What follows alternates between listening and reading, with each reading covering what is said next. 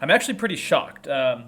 Just over the weekend, we've seen that Russia had about, 10 months, almost a year to prepare for this invasion. We've been seeing them amass troops on the Ukrainian border for at least 8 months. And somehow, after all this preparation, they have not managed to take any of the big cities. They have not really managed to succeed in any of their offensive, other than destruction and chaos and death, obviously. But they actually haven't really achieved this quick Desert Storm type of invasion. Now, Kharkiv, obviously, I think it's the second biggest city in Ukraine. It's been brutally attacked over the weekend. I'm sure you guys have seen photos of the major cities. It definitely looks like it's definitely turned into somewhat of a war zone. There's been reports of pretty intense street fighting. I think the death count is a lot higher there. Destruction is worse. In Kyiv, there's been mainly attacks, I think, on the city limits. They did blow up an oil depot, but Kyiv has actually remained fairly intact considering all else that's happening. But yeah, I've been surprised. I've been surprised of the Russian forces. Now, obviously, things are still early, but it's impressive that the Ukrainians are holding out. But I think it also tells us how poorly planned this Russian invasion has been so far, and even how poorly trained maybe the Russian forces are in general. Now, it's a broad statement, so I'm not here to piss off any Russian troops, even though I don't really care. But yeah, my main takeaway so far has been that they are just underprepared, I guess you could say, because I don't think Putin was expecting this much of resistance, because it just seems clear that they are now escalating into territory they weren't planning on. And I talked about that last week, is that once something like a war begins or an invasion, there's a lot of factors and other aspects that you don't plan for, and it seems like that is happening here. Of course, they still have time, right? I mean, Russia's a big country, has a pretty big military, but I was reading over the weekend in The Economist that Russia doesn't have the forces they used to, right? We think of the Cold War, them just having unlimited troops and just throwing people to the cannons, basically.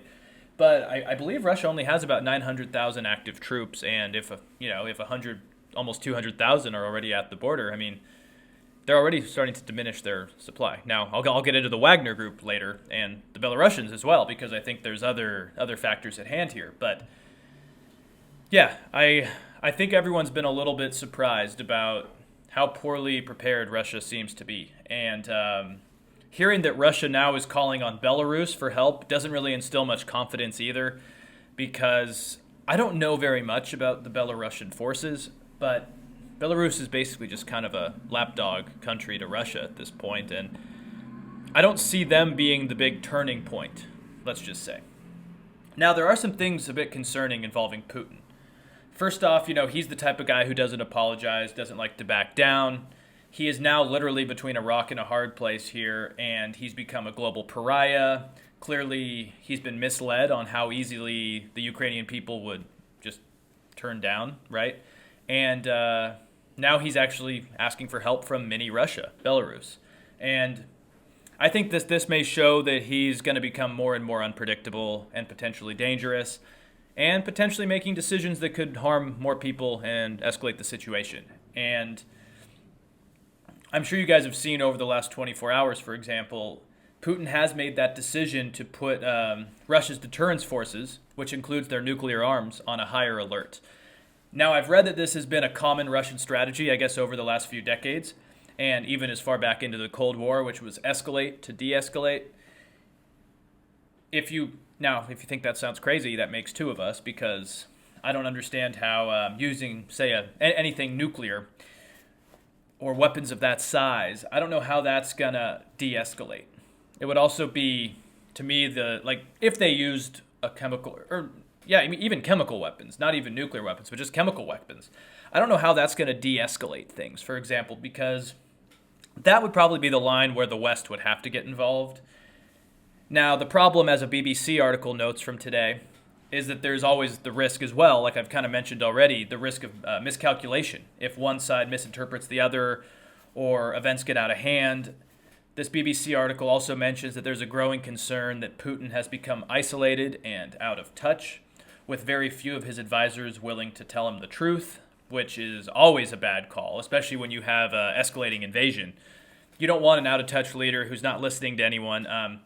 I encourage people to type in maybe Putin's speech Monday on YouTube. Basically, I forget the gentleman's name. I saw it on the news, but basically there's a Russian diplomat who basically says, Putin, are you sure this is a good idea? And he's like, I agree that we should have Donetsk and Luhansk as part of Russia, recognize their sovereignty. But he's like, do we really want to do a mass invasion? And Putin just kind of belittles him and attacks him until the guy's like, yes, I agree. Yes, sir, I agree.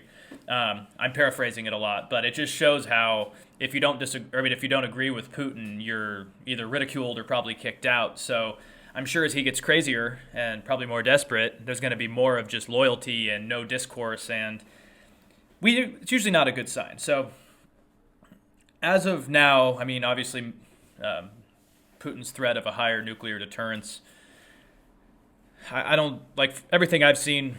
People are saying really no reason to worry at this time. But, when you talk about a heightened level of a nuclear threat, it doesn't make you feel great, to say the least. I also saw that Switzerland joined the sanctions on Russia, which really does, I think, show how unified Europe and the West are in this, which is just, I think, part of also what Putin didn't recognize. I think he assumes that because the United States is fragmented and polarized, that maybe a lot of countries would have more issues going along with this, especially after Afghanistan, Iraq, etc. But, we also saw that Germany sent weapons and missiles to Ukraine, the first time they've done that type of action on the continent since World War II. So, we're seeing a lot of these European countries that have rightfully, I think, been criticized by some people like Trump that they haven't contributed enough. Well, they're starting to contribute now, and I think that's a good sign. Also, surprisingly enough, even Viktor Orban of Hungary has condemned Putin's actions in Russia, which is actually really surprising to me because he is quite the autocrat himself, quite the right-wing nationalist, and probably likes Putin in a lot of ways, I would imagine. But he's even drawn the line here, so it's really interesting. I would also say I've just been following Zelensky all weekend, and, actor turned president, his heroism and willingness to not leave, I think, is really admirable.